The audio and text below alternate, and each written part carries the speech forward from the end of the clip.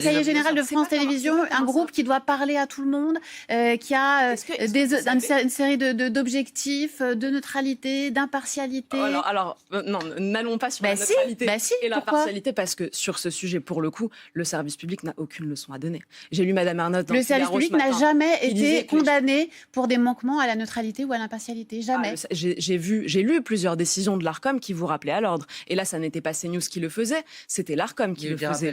Il y a eu des excuses, il y a eu des explications, il y a eu des rattrapages. Il y a eu des rattrapages, parfois même les rattrapages étaient manqués. Exemple, les mises en garde qui ne sont pas des sanctions. Les fameux sondages où vous trafiquez les échelles. Alors, on ne sait pas qui trafique les échelles.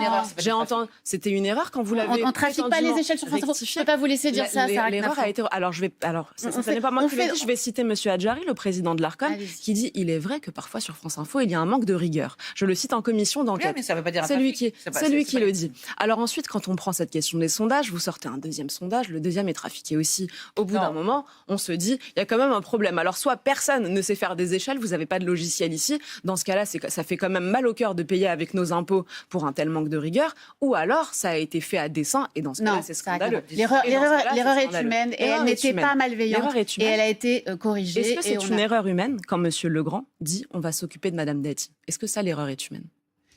Il ne travaille pas sur France Télévisions. Et d'abord, il a été. Thomas Legrand. Est-ce que c'est l'audiovisuel public? C'est très compliqué. Est-ce que c'est l'audiovisuel public? On ne peut pas ne pas aborder l'audiovisuel.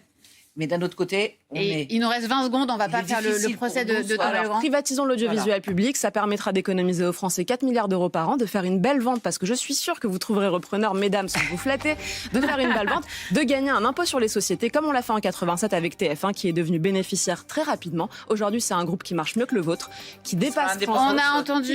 On a entendu votre point de vue.